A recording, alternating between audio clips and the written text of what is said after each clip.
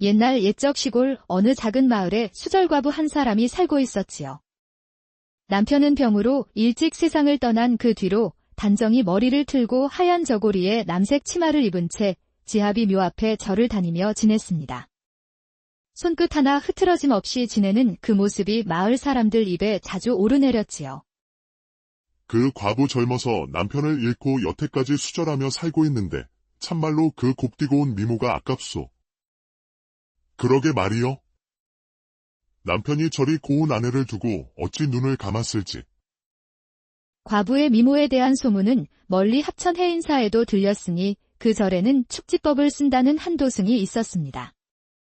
도승은 그 나이를 알 수 없으나 그냥 봐도 이르는 훌쩍 넘어 보였고 붉은 장삼을 단정히 걸친 모습이 혹여 도사와도 같은 모습이었죠. 어느 날 도승은 입가에 미소를 머금고는 중턱바위에 앉아 제자들에게 말했습니다. 아무고을 저작거리에 예쁜 수절 과부 하나가 있다하니 세상살이 구경이나 해볼까 하네. 도승이 해 질 무렵 축지법을 써서 과부의 마을로 내려왔습니다. 그리고는 과부의 집 앞에 서서 방문을 툭툭 두드렸지요. 안에 계시오. 그러자 집안에서 부드러운 여인의 음성이 들려왔습니다. 누구신지요? 제가 오늘 절로 향하는 길에 저녁이 늦어 하룻밤 묵고자 들렀습니다. 도승의 모습에 과부는 잠시 놀랐으나 손님을 거절할 도리가 없었죠. 아이고, 늦은 시간에 길에서 호랑이라도 만날까 무섭습니다. 누추하지만 어서 들어오시지요. 방 안은 깔끔하고 향긋한 들꽃 냄새가 배어 있었고 과부는 부엌에서 서둘러 저녁을 지어 상을 올렸습니다. 대사님, 반찬은 초라하오나 부디 쏙 든든히 드십시오. 도승은 말없이 웃으며 밥을 들었죠. 그런데 잠시 후 과부가 조심스레 말했습니다. 방이 하나뿐이라 대사님은 아랫목에서 주무시고 저는 윗목에서 자겠습니다. 아이고 고맙습니다. 염려 마시고 편히 주무십시오. 그날 밤 도승은 이부자리를 펴고 누웠으나 쉽게 잠이 오지 않았습니다. 이따금 아랫목에서 윗목을 올려다보며 슬며시 다리를 뻗어 과부의 다리에 걸쳐 보았지요. 그러나 과부는 말없이 다리를 슬쩍 드러내려 땅에 놓을 뿐이었습니다. 도승은 조용히 웃으며 다시 잠을 청했지요. 그렇게 몇 차례 다리를 걸쳤다 치운 사이 어느덧 동이 트고 말았습니다. 아침이 밝자 과부는 다시 따뜻한 밥상을 내었고 도승은 밥을 다 먹고는 고맙다는 듯 말했지요. 내가 이 집에서 저녁도 얻어먹고 아침도 얻어먹고 잠자리까지 신세졌으니 그냥 갈 수는 없지요. 도승은 품속에서 작고 붉은 부적 하나를 꺼내 과부에게 건넸습니다. 이 부적을 대청 기둥 앞에 붙여두고 매일 여보시오 한마디만 하면 돈도 나오고 쌀도 나올 것이오. 과부는 어안이 벙벙했지만 인연이라 믿고 고개를 숙여받았지요.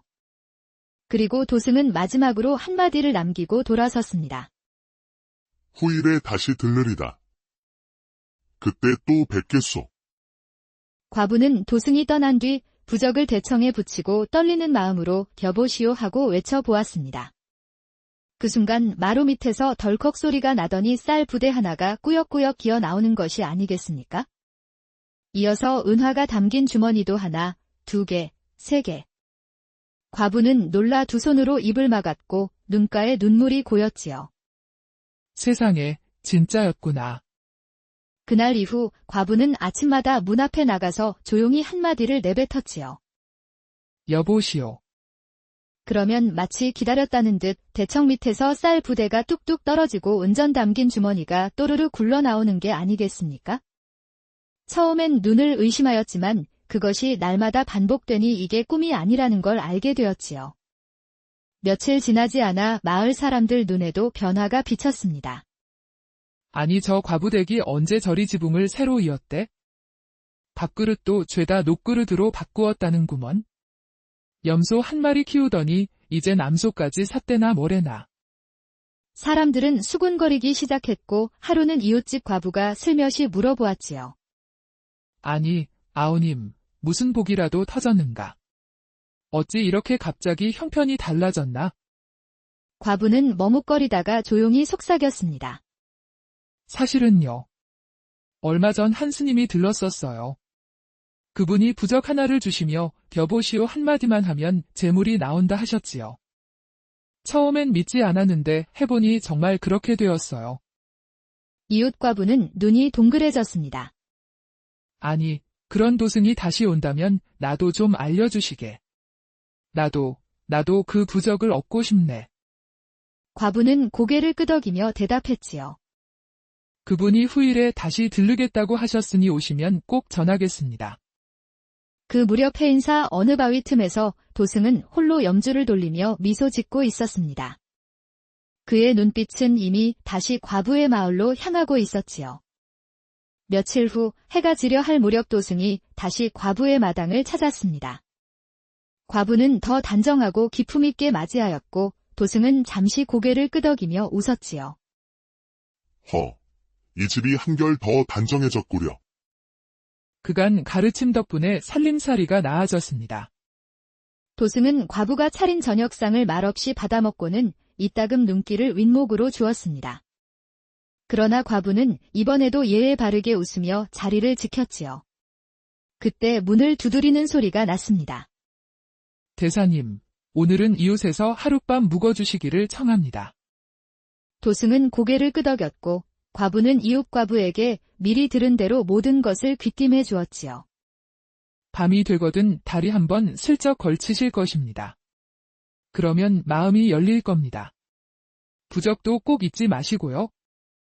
그리하여 도승은 이웃 과부의 집으로 옮겨가게 되었습니다. 이웃 과부는 이미 마음이 들떠 있었고 저녁 술상을 차려 정성껏 대접하였지요. 대사님, 방이 하나뿐이니 저는 윗목에서, 대사님은 아랫목에서 쉬시지요. 밤이 깊고 도승은 누워 있었지만 이웃 과부는 좀처럼 잠들지 못했습니다. 오히려 먼저 일어나 도승에게 다리를 조심스레 걸쳐 보았습니다. 그러자 도승이 살짝 다리를 들어 올리며 웃는 듯 말없이 내려놓았습니다. 그 모습을 보고 이웃 과부는 속으로 외쳤지요. 됐다. 이젠 나도 복을 받을 차례다. 다음 날 아침 도승은 부적을 꺼내 건넸습니다. 이걸 대청 앞에 정이 붙여 두시고 여보시오 한마디만 하십시오. 그럼 부인이 원하는 복이 올 것이오. 이웃 과부는 눈이 반짝이며 부적을 받았습니다. 아이고 고맙습니다. 대사님. 복을 주신다니 죽을 때까지 잊지 않겠사옵니다. 도승이 떠나자마자 과부는 서둘러 기둥에 부적을 붙이고 숨을 들이쉰 뒤 떨리는 목소리로 외쳤지요. 여보시오. 그 순간 집안이 웅성거리는 듯하더니 어디선가 거친 숨소리와 함께 수염 덥수룩한 사내 하나가 마루 밑에서 기어 나오는 것이 아니겠습니까? 헐. 그 사내는 말 한마디 없이 과부를 번쩍 안더니 그대로 이불을 들추고는 덮쳐버렸지요. 아이고, 이게 무슨 짓이요? 누구요? 그러나 사내는 대꾸도 없이 무작정 허리를 놀리며 밀어붙이는 것이었지요. 그때 마침 딸아이가 장을 보고 들어왔고 방 안에서 들려오는 요란한 소리에 달려들었습니다. 어머니, 무슨 일이에요? 얘야, 부적 붙이고 여보시오라 했더니 이 모양이니라. 너도 한번 해보거라. 딸은 당황하여 외쳤습니다. 여보시오. 그 순간 또 다른 사내 하나가 튀어나오더니 이번엔 딸에게 덮치는 게 아니겠습니까? 이제는 이웃 과부네 집이 천벌받은 집마냥 여보시오만 외치면 사내들이 줄줄이 튀어나와 들이대는 상황이 된 것이지요. 이웃 과부의 집에서 여보시오만 하면 사내들이 쏟아져 나오는 통에 집안이 말 그대로 전쟁터가 되었지요. 어찌할 바를 몰라 아우성인데 때마침 광주리 장사 하나가 그 집 앞을 지나던 중 이 기이한 장면을 목격하고 말았지요.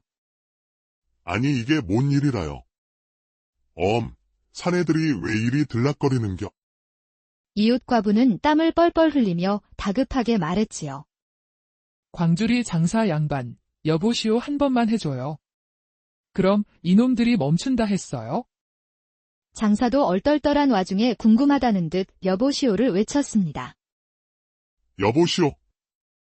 그런데 이게 어찌 된 일입니까?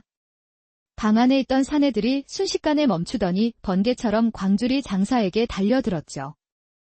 아이고, 나 장사요.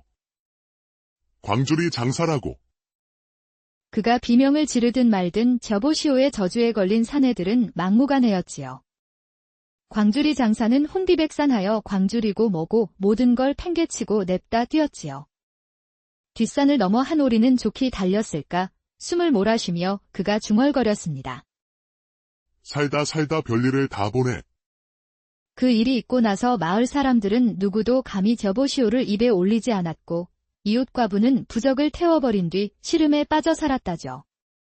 오직 원래의 과부만이 조용히 아무 말 없이 아침마다 한마디를 을조리며 웃었다죠. 여보시오. 그러면 대청 밑에서 쌀부대 하나가 소리 없이 기어 나왔다는 그 옛날 옛적 시골 어느 작은 마을에 수절과부 한 사람이 살고 있었지요.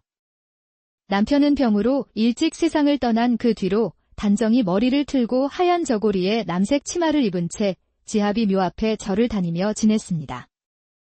손끝 하나 흐트러짐 없이 지내는 그 모습이 마을 사람들 입에 자주 오르내렸지요. 그 과부 젊어서 남편을 잃고 여태까지 수절하며 살고 있는데 참말로 그 곱디고 온 미모가 아깝소. 그러게 말이요. 남편이 저리 고운 아내를 두고 어찌 눈을 감았을지. 과부의 미모에 대한 소문은 멀리 합천 해인사에도 들렸으니 그 절에는 축지법을 쓴다는 한 도승이 있었습니다. 도승은 그 나이를 알 수 없으나 그냥 봐도 이르는 훌쩍 넘어 보였고 붉은 장삼을 단정히 걸친 모습이 혹여 도사와도 같은 모습이었죠. 어느 날 도승은 입가에 미소를 머금고는 중턱바위에 앉아 제자들에게 말했습니다. 아무고을 저작거리에 예쁜 수절 과부 하나가 있다하니 세상살이 구경이나 해볼까 하네. 도승이 해 질 무렵 축지법을 써서 과부의 마을로 내려왔습니다. 그리고는 과부의 집 앞에 서서 방문을 툭툭 두드렸지요. 아내 계시오. 그러자 집안에서 부드러운 여인의 음성이 들려왔습니다. 누구신지요? 제가 오늘 절로 향하는 길에 저녁이 늦어 하룻밤 묵고자 들렀습니다. 도승의 모습에 과부는 잠시 놀랐으나 손님을 거절할 도리가 없었죠. 아이고, 늦은 시간에 길에서 호랑이라도 만날까 무섭습니다. 누추하지만 어서 들어오시지요. 방 안은 깔끔하고 향긋한 들꽃 냄새가 배어 있었고 과부는 부엌에서 서둘러 저녁을 지어 상을 올렸습니다. 대사님, 반찬은 초라하오나 부디 쏙 든든히 드십시오. 도승은 말없이 웃으며 밥을 들었죠. 그런데 잠시 후 과부가 조심스레 말했습니다. 방이 하나뿐이라 대사님은 아랫목에서 주무시고 저는 윗목에서 자겠습니다. 아이고 고맙습니다. 염려 마시고 편히 주무십시오. 그날 밤 도승은 이부자리를 펴고 누웠으나 쉽게 잠이 오지 않았습니다. 이따금 아랫목에서 윗목을 올려다보며 슬며시 다리를 뻗어 과부의 다리에 걸쳐 보았지요. 그러나 과부는 말없이 다리를 슬쩍 드러내려 땅에 놓을 뿐이었습니다. 도승은 조용히 웃으며 다시 잠을 청했지요. 그렇게 몇 차례 다리를 걸쳤다 치운 사이 어느덧 동이 트고 말았습니다. 아침이 밝자 과부는 다시 따뜻한 밥상을 내었고 도승은 밥을 다 먹고는 고맙다는 듯 말했지요. 내가 이 집에서 저녁도 얻어먹고 아침도 얻어먹고 잠자리까지 신세졌으니 그냥 갈 수는 없지요. 도승은 품속에서 작고 붉은 부적 하나를 꺼내 과부에게 건넸습니다. 이 부적을 대청 기둥 앞에 붙여두고 매일 여보시오 한마디만 하면 돈도 나오고 쌀도 나올 것이오. 과부는 어안이 벙벙했지만 인연이라 믿고 고개를 숙여받았지요. 그리고 도승은 마지막으로 한마디를 남기고 돌아섰습니다. 후일에 다시 들르리다. 그때 또 뵙겠소. 과부는 도승이 떠난 뒤 부적을 대청에 붙이고 떨리는 마음으로 여보시오 하고 외쳐보았습니다. 그 순간 마루 밑에서 덜컥 소리가 나더니 쌀 부대 하나가 꾸역꾸역 기어 나오는 것이 아니겠습니까? 이어서 은화가 담긴 주머니도 하나, 2개, 3개. 과부는 놀라 두 손으로 입을 막았고 눈가에 눈물이 고였지요. 세상에, 진짜였구나. 그날 이후 과부는 아침마다 문 앞에 나가서 조용히 한마디를 내뱉었지요. 여보시오. 그러면 마치 기다렸다는 듯 대청 밑에서 쌀 부대가 뚝뚝 떨어지고 은전 담긴 주머니가 또르르 굴러나오는 게 아니겠습니까? 처음엔 눈을 의심하였지만 그것이 날마다 반복되니 이게 꿈이 아니라는 걸 알게 되었지요. 며칠 지나지 않아 마을 사람들 눈에도 변화가 비쳤습니다. 아니 저 과부댁이 언제 저리 지붕을 새로 이었대? 밥그릇도 죄다 녹그릇으로 바꾸었다는구먼. 염소 한 마리 키우더니 이젠 암소까지 샀대나 뭐래나. 사람들은 수군거리기 시작했고 하루는 이웃집 과부가 슬며시 물어보았지요. 아니, 아우님, 무슨 복이라도 터졌는가? 어찌 이렇게 갑자기 형편이 달라졌나? 과부는 머뭇거리다가 조용히 속삭였습니다. 사실은요. 얼마 전 한 스님이 들렀었어요. 그분이 부적 하나를 주시며 겨보시오 한마디만 하면 재물이 나온다 하셨지요. 처음엔 믿지 않았는데 해보니 정말 그렇게 되었어요. 이웃 과부는 눈이 동그래졌습니다. 아니, 그런 도승이 다시 온다면 나도 좀 알려주시게. 나도 그 부적을 얻고 싶네. 과부는 고개를 끄덕이며 대답했지요. 그분이 후일에 다시 들르겠다고 하셨으니 오시면 꼭 전하겠습니다. 그 무렵 해인사 어느 바위 틈에서 도승은 홀로 염주를 돌리며 미소 짓고 있었습니다. 그의 눈빛은 이미 다시 과부의 마을로 향하고 있었지요. 며칠 후 해가 지려 할 무렵 도승이 다시 과부의 마당을 찾았습니다. 과부는 더 단정하고 기품 있게 맞이하였고 도승은 잠시 고개를 끄덕이며 웃었지요. 이 집이 한결 더 단정해졌구려. 그간 가르침 덕분에 살림살이가 나아졌습니다. 도승은 과부가 차린 저녁상을 말없이 받아먹고는 이따금 눈길을 윗목으로 주었습니다. 그러나 과부는 이번에도 예에 바르게 웃으며 자리를 지켰지요. 그때 문을 두드리는 소리가 났습니다. 대사님, 오늘은 이웃에서 하룻밤 묵어주시기를 청합니다. 도승은 고개를 끄덕였고 과부는 이웃 과부에게 미리 들은 대로 모든 것을 귀띔해 주었지요. 밤이 되거든 다리 한번 슬쩍 걸치실 것입니다. 그러면 마음이 열릴 겁니다. 부적도 꼭 잊지 마시고요. 그리하여 도승은 이웃 과부의 집으로 옮겨가게 되었습니다. 이웃 과부는 이미 마음이 들떠 있었고 저녁 술상을 차려 정성껏 대접하였지요. 대사님, 방이 하나뿐이니 저는 윗목에서, 대사님은 아랫목에서 쉬시지요. 밤이 깊고 도승은 누워 있었지만 이웃 과부는 좀처럼 잠들지 못했습니다. 오히려 먼저 일어나 도승에게 다리를 조심스레 걸쳐 보았습니다. 그러자 도승이 살짝 다리를 들어 올리며 웃는 듯 말없이 내려놓았습니다. 그 모습을 보고 이웃 과부는 속으로 외쳤지요. 됐다. 이젠 나도 복을 받을 차례다. 다음 날 아침 도승은 부적을 꺼내 건넸습니다. 이걸 대청 앞에 정이 붙여 두시고 여보시오 한마디만 하십시오. 그럼 부인이 원하는 복이 올 것이오. 이웃 과부는 눈이 반짝이며 부적을 받았습니다. 아이고 고맙습니다. 대사님. 복을 주신다니 죽을 때까지 잊지 않겠사옵니다. 도승이 떠나자마자 과부는 서둘러 기둥에 부적을 붙이고 숨을 들이쉰 뒤 떨리는 목소리로 외쳤지요. 여보시오. 그 순간 집안이 웅성거리는 듯하더니 어디선가 거친 숨소리와 함께 수염 덥수룩한 사내 하나가 마루 밑에서 기어 나오는 것이 아니겠습니까? 헐. 그 사내는 말 한마디 없이 과부를 번쩍 안더니 그대로 이불을 들추고는 덮쳐버렸지요. 아이고, 이게 무슨 짓이요? 누구요? 그러나 사내는 대꾸도 없이 무작정 허리를 놀리며 밀어붙이는 것이었지요. 그때 마침 딸아이가 장을 보고 들어왔고 방 안에서 들려오는 요란한 소리에 달려들었습니다. 어머니, 무슨 일이에요? 얘야, 부적 붙이고 여보시오라 했더니 이 모양이니라. 너도 한번 해보거라. 딸은 당황하여 외쳤습니다. 여보시오. 그 순간 또 다른 사내 하나가 튀어나오더니 이번엔 딸에게 덮치는 게 아니겠습니까? 이제는 이웃 과부네 집이 창벌받은 집마냥 여보시오만 외치면 사내들이 줄줄이 튀어나와 들이대는 상황이 된 것이지요. 이웃 과부의 집에서 여보시오만 하면 사내들이 쏟아져 나오는 통에 집안이 말 그대로 전쟁터가 되었지요. 어찌할 바를 몰라 아우성인데 때마침 광주리 장사 하나가 그 집 앞을 지나던 중 이 기이한 장면을 목격하고 말았지요. 아니 이게 뭔 일이라요? 사내들이 왜 이리 들락거리는겨? 이웃 과부는 땀을 뻘뻘 흘리며 다급하게 말했지요. 광주리 장사 양반, 여보시오 한 번만 해줘요. 그럼 이놈들이 멈춘다 했어요? 장사도 얼떨떨한 와중에 궁금하다는 듯 여보시오를 외쳤습니다.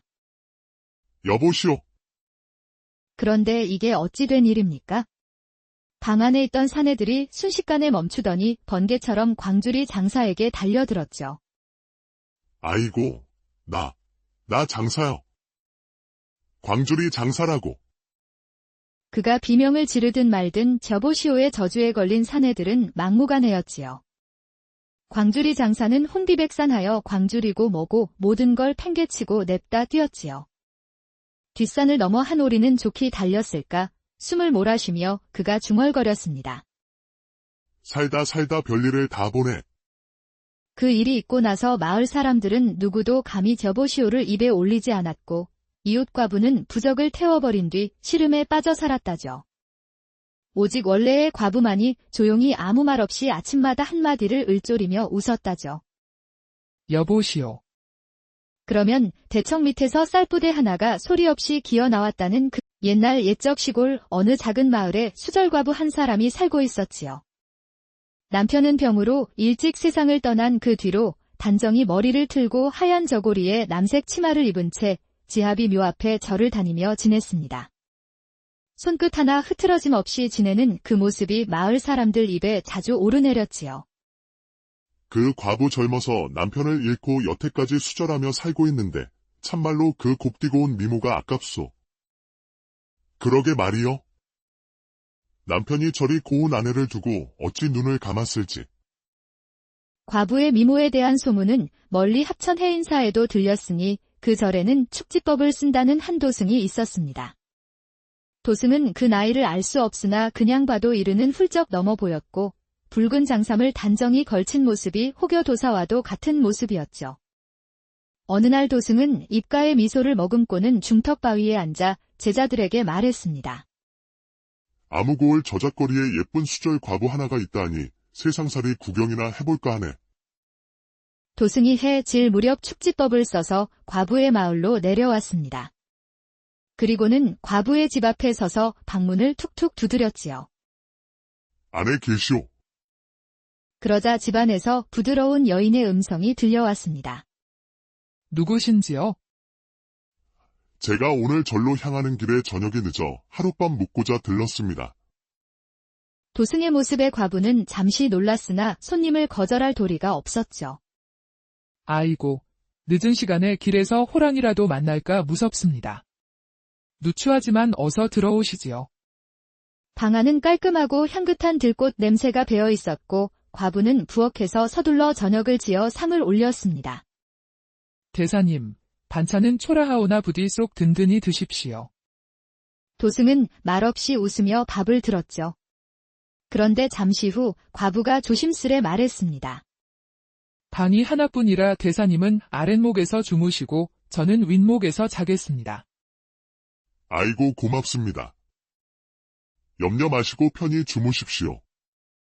그날 밤 도승은 이부자리를 펴고 누웠으나 쉽게 잠이 오지 않았습니다. 이따금 아랫목에서 윗목을 올려다보며 슬며시 다리를 뻗어 과부의 다리에 걸쳐 보았지요. 그러나 과부는 말없이 다리를 슬쩍 드러내려 땅에 놓을 뿐이었습니다. 도승은 조용히 웃으며 다시 잠을 청했지요. 그렇게 몇 차례 다리를 걸쳤다 치운 사이 어느덧 동이 트고 말았습니다. 아침이 밝자 과부는 다시 따뜻한 밥상을 내었고 도승은 밥을 다 먹고는 고맙다는 듯 말했지요. 내가 이 집에서 저녁도 얻어먹고 아침도 얻어먹고 잠자리까지 신세졌으니 그냥 갈 수는 없지요. 도승은 품속에서 작고 붉은 부적 하나를 꺼내 과부에게 건넸습니다.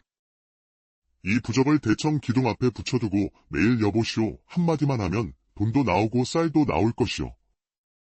과부는 어안이 벙벙했지만 인연이라 믿고 고개를 숙여받았지요. 그리고 도승은 마지막으로 한마디를 남기고 돌아섰습니다. 후일에 다시 들르리다.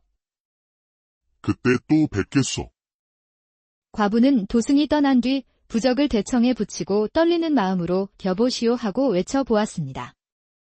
그 순간 마루 밑에서 덜컥 소리가 나더니 쌀 부대 하나가 꾸역꾸역 기어 나오는 것이 아니겠습니까? 이어서 은화가 담긴 주머니도 하나, 2개, 3개. 과부는 놀라 두 손으로 입을 막았고 눈가에 눈물이 고였지요. 세상에, 진짜였구나. 그날 이후 과부는 아침마다 문 앞에 나가서 조용히 한마디를 내뱉었지요. 여보시오. 그러면 마치 기다렸다는 듯 대청 밑에서 쌀 부대가 뚝뚝 떨어지고 은전 담긴 주머니가 또르르 굴러나오는 게 아니겠습니까?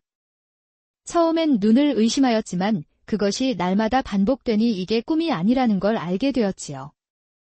며칠 지나지 않아 마을 사람들 눈에도 변화가 비쳤습니다. 아니 저 과부댁이 언제 저리 지붕을 새로 이었대? 밥그릇도 죄다 녹그릇으로 바꾸었다는구먼. 염소 한 마리 키우더니 이젠 암소까지 샀대나 뭐래나. 사람들은 수군거리기 시작했고 하루는 이웃집 과부가 슬며시 물어보았지요. 아니, 아우님, 무슨 복이라도 터졌는가? 어찌 이렇게 갑자기 형편이 달라졌나? 과부는 머뭇거리다가 조용히 속삭였습니다. 사실은요. 얼마 전 한 스님이 들렀었어요. 그분이 부적 하나를 주시며 겨보시오 한마디만 하면 재물이 나온다 하셨지요. 처음엔 믿지 않았는데 해보니 정말 그렇게 되었어요. 이웃 과부는 눈이 동그래졌습니다. 아니, 그런 도승이 다시 온다면 나도 좀 알려주시게. 나도 그 부적을 얻고 싶네. 과부는 고개를 끄덕이며 대답했지요. 그분이 후일에 다시 들르겠다고 하셨으니 오시면 꼭 전하겠습니다. 그 무렵 해인사 어느 바위 틈에서 도승은 홀로 염주를 돌리며 미소 짓고 있었습니다. 그의 눈빛은 이미 다시 과부의 마을로 향하고 있었지요. 며칠 후 해가 지려 할 무렵 도승이 다시 과부의 마당을 찾았습니다. 과부는 더 단정하고 기품 있게 맞이하였고 도승은 잠시 고개를 끄덕이며 웃었지요. 이 집이 한결 더 단정해졌구려. 그간 가르침 덕분에 살림살이가 나아졌습니다. 도승은 과부가 차린 저녁상을 말없이 받아먹고는 이따금 눈길을 윗목으로 주었습니다. 그러나 과부는 이번에도 예에 바르게 웃으며 자리를 지켰지요. 그때 문을 두드리는 소리가 났습니다. 대사님, 오늘은 이웃에서 하룻밤 묵어주시기를 청합니다. 도승은 고개를 끄덕였고 과부는 이웃 과부에게 미리 들은 대로 모든 것을 귀띔해 주었지요. 밤이 되거든 다리 한번 슬쩍 걸치실 것입니다. 그러면 마음이 열릴 겁니다. 부적도 꼭 잊지 마시고요. 그리하여 도승은 이웃 과부의 집으로 옮겨가게 되었습니다. 이웃 과부는 이미 마음이 들떠 있었고 저녁 술상을 차려 정성껏 대접하였지요. 대사님, 방이 하나뿐이니 저는 윗목에서, 대사님은 아랫목에서 쉬시지요. 밤이 깊고 도승은 누워 있었지만 이웃 과부는 좀처럼 잠들지 못했습니다. 오히려 먼저 일어나 도승에게 다리를 조심스레 걸쳐 보았습니다. 그러자 도승이 살짝 다리를 들어 올리며 웃는 듯 말없이 내려놓았습니다. 그 모습을 보고 이웃 과부는 속으로 외쳤지요. 됐다. 이젠 나도 복을 받을 차례다. 다음 날 아침 도승은 부적을 꺼내 건넸습니다.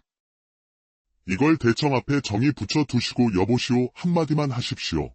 그럼 부인이 원하는 복이 올 것이오. 이웃 과부는 눈이 반짝이며 부적을 받았습니다. 아이고 고맙습니다. 대사님. 복을 주신다니 죽을 때까지 잊지 않겠사옵니다. 도승이 떠나자마자 과부는 서둘러 기둥에 부적을 붙이고 숨을 들이쉰 뒤 떨리는 목소리로 외쳤지요. 여보시오. 그 순간 집안이 웅성거리는 듯하더니 어디선가 거친 숨소리와 함께 수염 덥수룩한 사내 하나가 마루 밑에서 기어 나오는 것이 아니겠습니까? 헐. 그 사내는 말 한마디 없이 과부를 번쩍 안더니 그대로 이불을 들추고는 덮쳐버렸지요. 아이고, 이게 무슨 짓이요? 누구요? 그러나 사내는 대꾸도 없이 무작정 허리를 놀리며 밀어붙이는 것이었지요. 그때 마침 딸아이가 장을 보고 들어왔고 방 안에서 들려오는 요란한 소리에 달려들었습니다.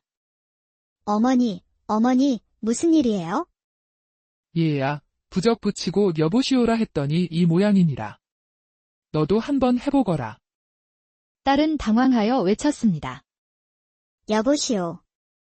그 순간 또 다른 사내 하나가 튀어나오더니 이번엔 딸에게 덮치는 게 아니겠습니까? 이제는 이웃 과분의 집이 천벌받은 집마냥 여보시오만 외치면 사내들이 줄줄이 튀어나와 들이대는 상황이 된 것이지요. 이웃 과부의 집에서 여보시오만 하면 사내들이 쏟아져 나오는 통에 집안이 말 그대로 전쟁터가 되었지요. 어찌할 바를 몰라 아우성인데 때마침 광주리 장사 하나가 그 집 앞을 지나던 중 이 기이한 장면을 목격하고 말았지요. 아니 이게 뭔 일이라요? 사내들이 왜 이리 들락거리는겨? 이웃 과부는 땀을 뻘뻘 흘리며 다급하게 말했지요. 광주리 장사 양반, 여보시오 한 번만 해줘요. 그럼 이놈들이 멈춘다 했어요? 장사도 얼떨떨한 와중에 궁금하다는 듯 여보시오를 외쳤습니다. 여보시오. 그런데 이게 어찌 된 일입니까? 방 안에 있던 사내들이 순식간에 멈추더니 번개처럼 광주리 장사에게 달려들었죠. 아이고, 나 장사요. 광주리 장사라고. 그가 비명을 지르든 말든 여보시오의 저주에 걸린 사내들은 막무가내였지요. 광주리 장사는 혼비백산하여 광주리고 뭐고 모든 걸 팽개치고 냅다 뛰었지요. 뒷산을 넘어 한 오리는 좋게 달렸을까 숨을 몰아쉬며 그가 중얼거렸습니다. 살다 별일을 다 보네. 그 일이 있고 나서 마을 사람들은 누구도 감히 여보시오를 입에 올리지 않았고 이웃 과부는 부적을 태워버린 뒤 시름에 빠져 살았다죠. 오직 원래의 과부만이 조용히 아무 말 없이 아침마다 한마디를 을조리며 웃었다죠. 여보시오. 그러면 대청 밑에서 쌀부대 하나가 소리 없이 기어 나왔다는 그 옛날 옛적 시골 어느 작은 마을에 수절과부 한 사람이 살고 있었지요. 남편은 병으로 일찍 세상을 떠난 그 뒤로 단정히 머리를 틀고 하얀 저고리에 남색 치마를 입은 채 지하비 묘 앞에 절을 다니며 지냈습니다. 손끝 하나 흐트러짐 없이 지내는 그 모습이 마을 사람들 입에 자주 오르내렸지요. 그 과부 젊어서 남편을 잃고 여태까지 수절하며 살고 있는데 참말로 그 곱디고 온 미모가 아깝소. 그러게 말이요. 남편이 저리 고운 아내를 두고 어찌 눈을 감았을지. 과부의 미모에 대한 소문은 멀리 합천 해인사에도 들렸으니 그 절에는 축지법을 쓴다는 한 도승이 있었습니다. 도승은 그 나이를 알 수 없으나 그냥 봐도 이르는 훌쩍 넘어 보였고 붉은 장삼을 단정히 걸친 모습이 호교도사와도 같은 모습이었죠. 어느 날 도승은 입가에 미소를 머금고는 중턱바위에 앉아 제자들에게 말했습니다. 아무고을 저작거리에 예쁜 수절 과부 하나가 있다하니 세상살이 구경이나 해볼까 하네. 도승이 해 질 무렵 축지법을 써서 과부의 마을로 내려왔습니다. 그리고는 과부의 집 앞에 서서 방문을 툭툭 두드렸지요. 안에 계시오. 그러자 집안에서 부드러운 여인의 음성이 들려왔습니다. 누구신지요? 제가 오늘 절로 향하는 길에 저녁이 늦어 하룻밤 묵고자 들렀습니다. 도승의 모습에 과부는 잠시 놀랐으나 손님을 거절할 도리가 없었죠. 아이고, 늦은 시간에 길에서 호랑이라도 만날까 무섭습니다. 누추하지만 어서 들어오시지요. 방 안은 깔끔하고 향긋한 들꽃 냄새가 배어 있었고 과부는 부엌에서 서둘러 저녁을 지어 상을 올렸습니다. 대사님, 반찬은 초라하오나 부디 쏙 든든히 드십시오. 도승은 말없이 웃으며 밥을 들었죠. 그런데 잠시 후 과부가 조심스레 말했습니다. 방이 하나뿐이라 대사님은 아랫목에서 주무시고 저는 윗목에서 자겠습니다. 아이고 고맙습니다. 염려 마시고 편히 주무십시오. 그날 밤 도승은 이부자리를 펴고 누웠으나 쉽게 잠이 오지 않았습니다. 이따금 아랫목에서 윗목을 올려다보며 슬며시 다리를 뻗어 과부의 다리에 걸쳐 보았지요. 그러나 과부는 말없이 다리를 슬쩍 드러내려 땅에 놓을 뿐이었습니다. 도승은 조용히 웃으며 다시 잠을 청했지요. 그렇게 몇 차례 다리를 걸쳤다 치운 사이 어느덧 동이 트고 말았습니다. 아침이 밝자 과부는 다시 따뜻한 밥상을 내었고 도승은 밥을 다 먹고는 고맙다는 듯 말했지요. 내가 이 집에서 저녁도 얻어먹고 아침도 얻어먹고 잠자리까지 신세졌으니 그냥 갈 수는 없지요. 도승은 품속에서 작고 붉은 부적 하나를 꺼내 과부에게 건넸습니다.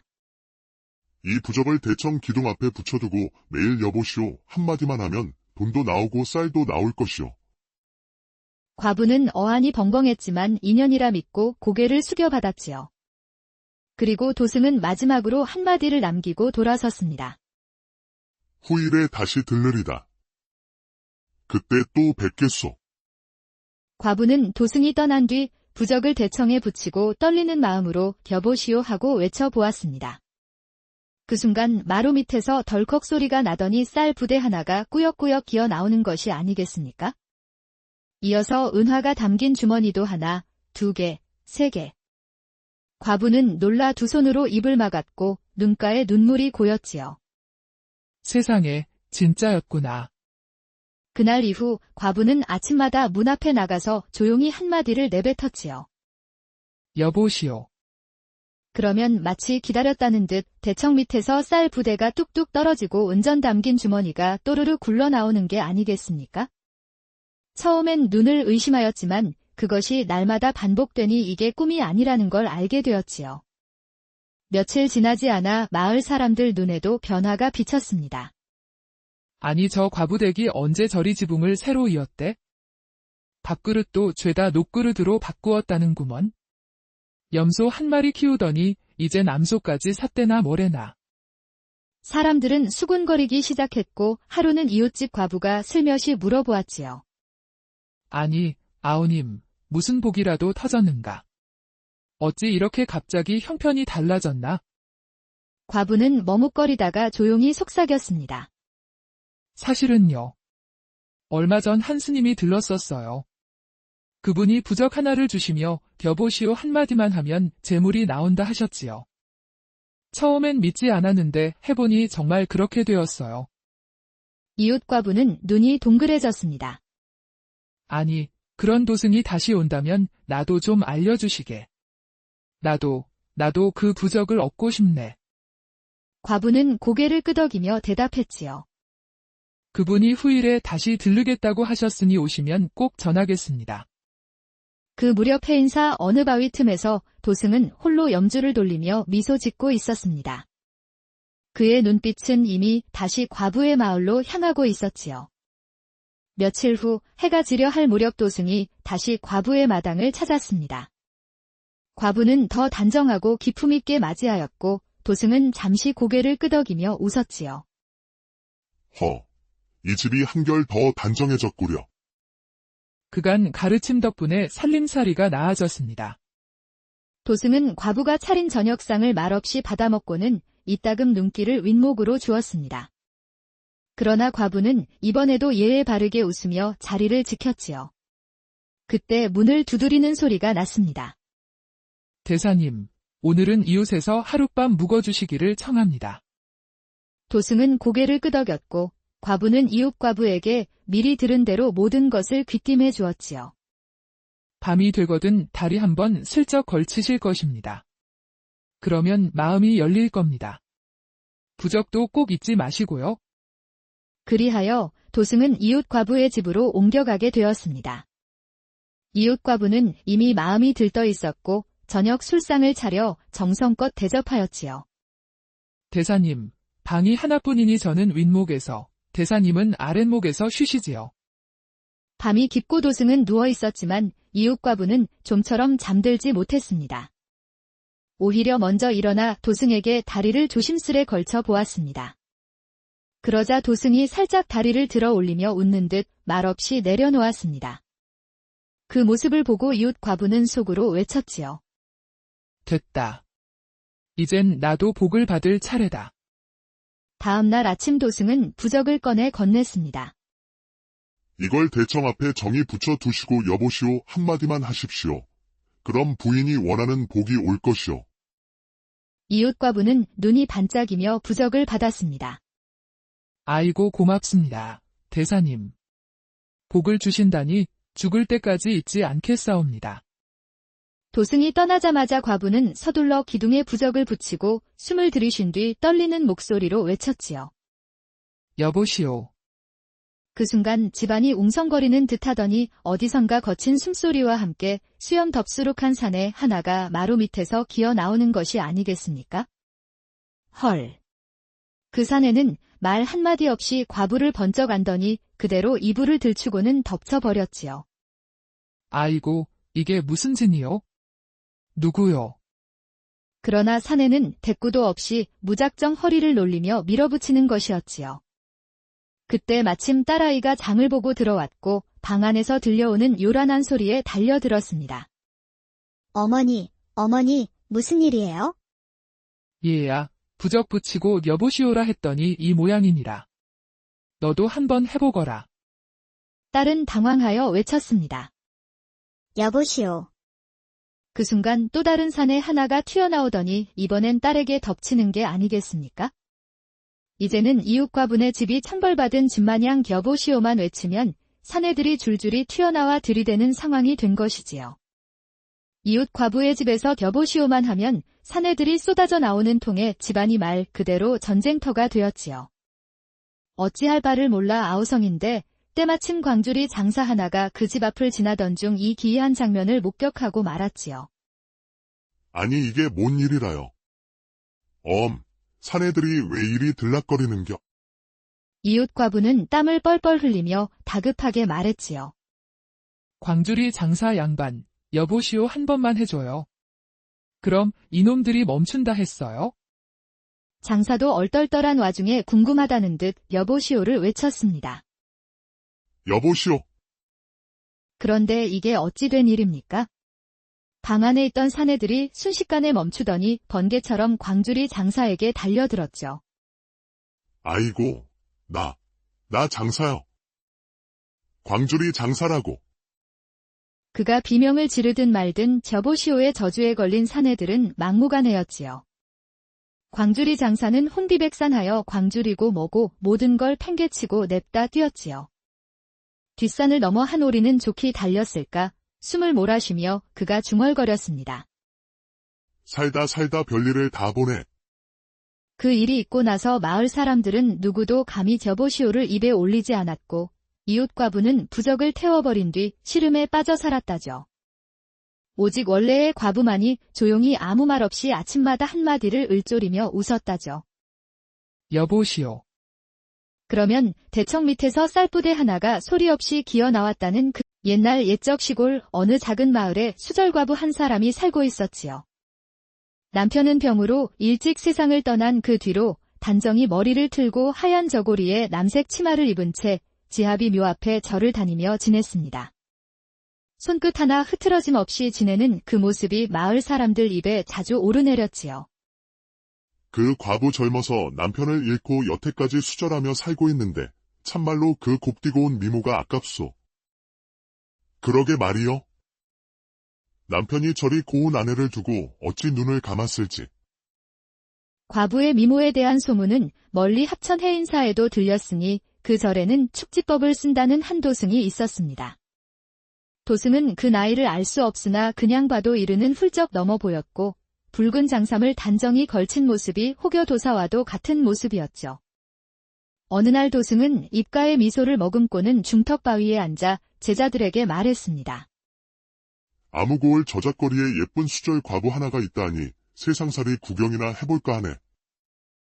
도승이 해 질 무렵 축지법을 써서 과부의 마을로 내려왔습니다. 그리고는 과부의 집 앞에 서서 방문을 툭툭 두드렸지요. 안에 계시오. 그러자 집안에서 부드러운 여인의 음성이 들려왔습니다. 누구신지요? 제가 오늘 절로 향하는 길에 저녁이 늦어 하룻밤 묵고자 들렀습니다. 도승의 모습에 과부는 잠시 놀랐으나 손님을 거절할 도리가 없었죠. 아이고, 늦은 시간에 길에서 호랑이라도 만날까 무섭습니다. 누추하지만 어서 들어오시지요. 방 안은 깔끔하고 향긋한 들꽃 냄새가 배어 있었고 과부는 부엌에서 서둘러 저녁을 지어 상을 올렸습니다. 대사님, 반찬은 초라하오나 부디 쏙 든든히 드십시오. 도승은 말없이 웃으며 밥을 들었죠. 그런데 잠시 후 과부가 조심스레 말했습니다. 방이 하나뿐이라 대사님은 아랫목에서 주무시고 저는 윗목에서 자겠습니다. 아이고 고맙습니다. 염려 마시고 편히 주무십시오. 그날 밤 도승은 이부자리를 펴고 누웠으나 쉽게 잠이 오지 않았습니다. 이따금 아랫목에서 윗목을 올려다보며 슬며시 다리를 뻗어 과부의 다리에 걸쳐 보았지요. 그러나 과부는 말없이 다리를 슬쩍 드러내려 땅에 놓을 뿐이었습니다. 도승은 조용히 웃으며 다시 잠을 청했지요. 그렇게 몇 차례 다리를 걸쳤다 치운 사이 어느덧 동이 트고 말았습니다. 아침이 밝자 과부는 다시 따뜻한 밥상을 내었고 도승은 밥을 다 먹고는 고맙다는 듯 말했지요. 내가 이 집에서 저녁도 얻어먹고 아침도 얻어먹고 잠자리까지 신세졌으니 그냥 갈 수는 없지요. 도승은 품속에서 작고 붉은 부적 하나를 꺼내 과부에게 건넸습니다.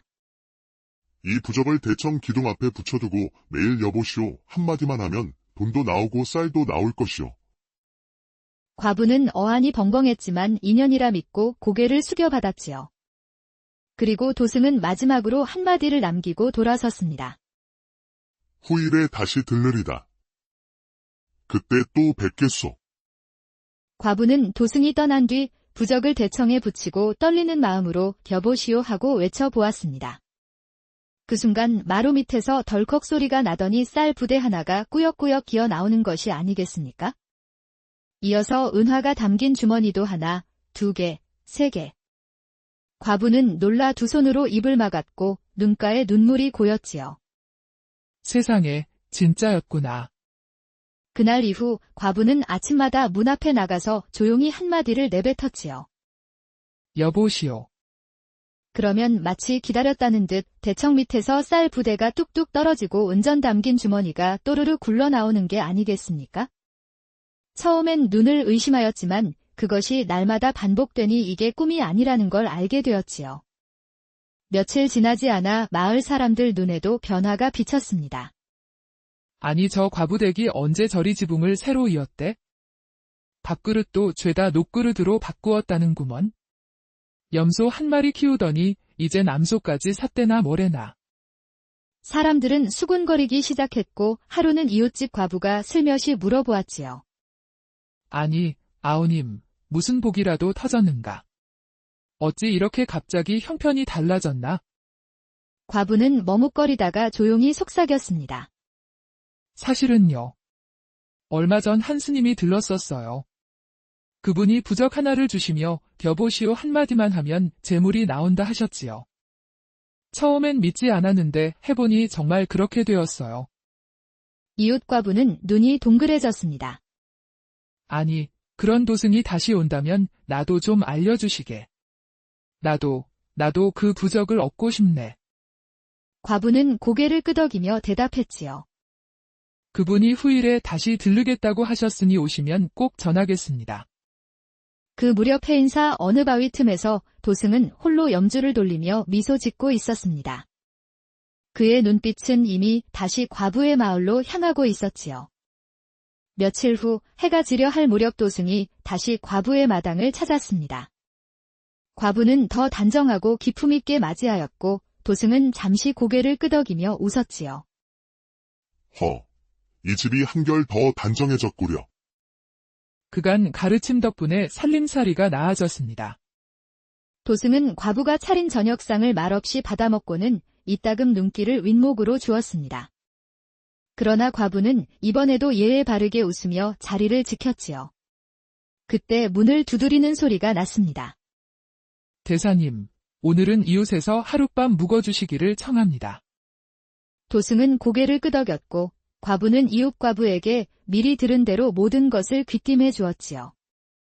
밤이 되거든 다리 한번 슬쩍 걸치실 것입니다. 그러면 마음이 열릴 겁니다. 부적도 꼭 잊지 마시고요. 그리하여 도승은 이웃 과부의 집으로 옮겨가게 되었습니다. 이웃 과부는 이미 마음이 들떠 있었고 저녁 술상을 차려 정성껏 대접하였지요. 대사님, 방이 하나뿐이니 저는 윗목에서, 대사님은 아랫목에서 쉬시지요. 밤이 깊고 도승은 누워 있었지만 이웃 과부는 좀처럼 잠들지 못했습니다. 오히려 먼저 일어나 도승에게 다리를 조심스레 걸쳐 보았습니다. 그러자 도승이 살짝 다리를 들어 올리며 웃는 듯 말없이 내려놓았습니다. 그 모습을 보고 이웃 과부는 속으로 외쳤지요. 됐다. 이젠 나도 복을 받을 차례다. 다음 날 아침 도승은 부적을 꺼내 건넸습니다. 이걸 대청 앞에 정의 붙여 두시고 여보시오 한마디만 하십시오. 그럼 부인이 원하는 복이 올 것이오. 이웃 과부는 눈이 반짝이며 부적을 받았습니다. 아이고 고맙습니다. 대사님. 복을 주신다니 죽을 때까지 잊지 않겠사옵니다.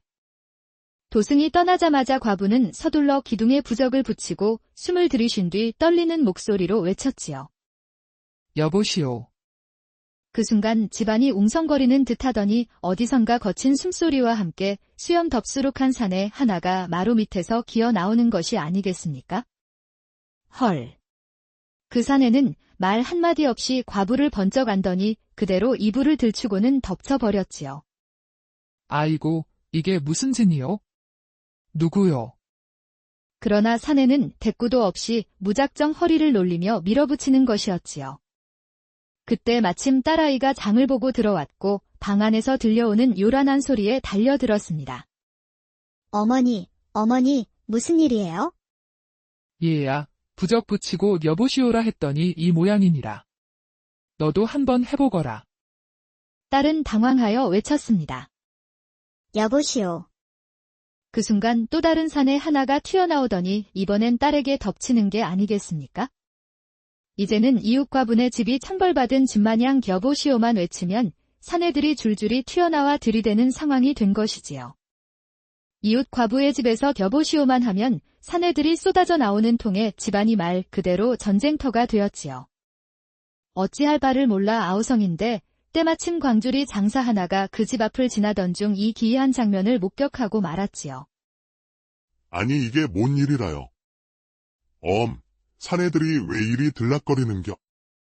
이웃 과부는 땀을 뻘뻘 흘리며 다급하게 말했지요. 광주리 장사 양반, 여보시오 한 번만 해줘요.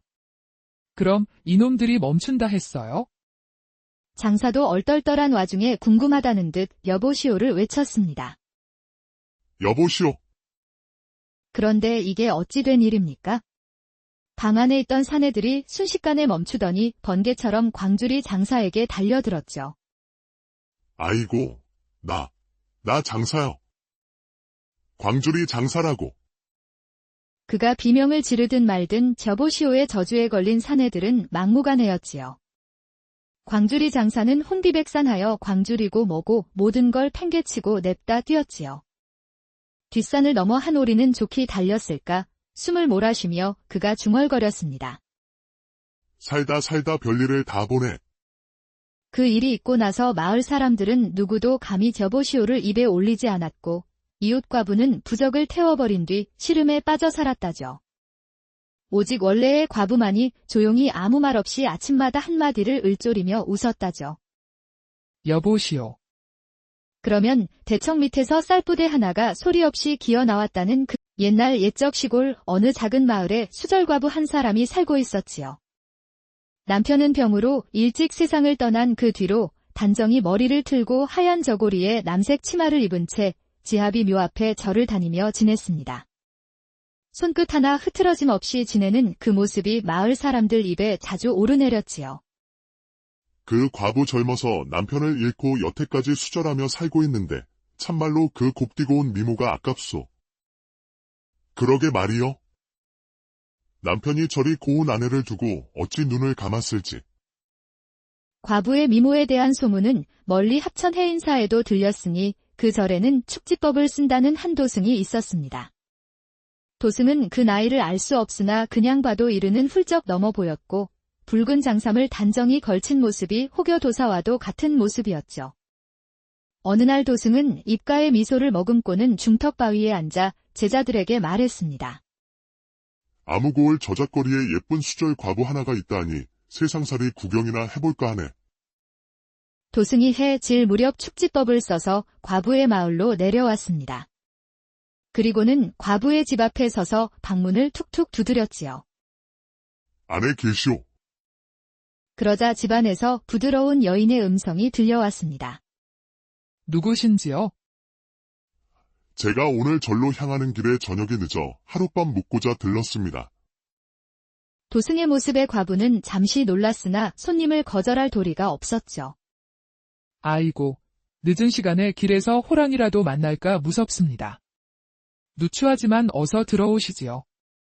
방 안은 깔끔하고 향긋한 들꽃 냄새가 배어 있었고 과부는 부엌에서 서둘러 저녁을 지어 상을 올렸습니다. 대사님, 반찬은 초라하오나 부디 쏙 든든히 드십시오. 도승은 말없이 웃으며 밥을 들었죠. 그런데 잠시 후 과부가 조심스레 말했습니다. 방이 하나뿐이라 대사님은 아랫목에서 주무시고 저는 윗목에서 자겠습니다. 아이고 고맙습니다. 염려 마시고 편히 주무십시오. 그날 밤 도승은 이부자리를 펴고 누웠으나 쉽게 잠이 오지 않았습니다. 이따금 아랫목에서 윗목을 올려다보며 슬며시 다리를 뻗어 과부의 다리에 걸쳐 보았지요.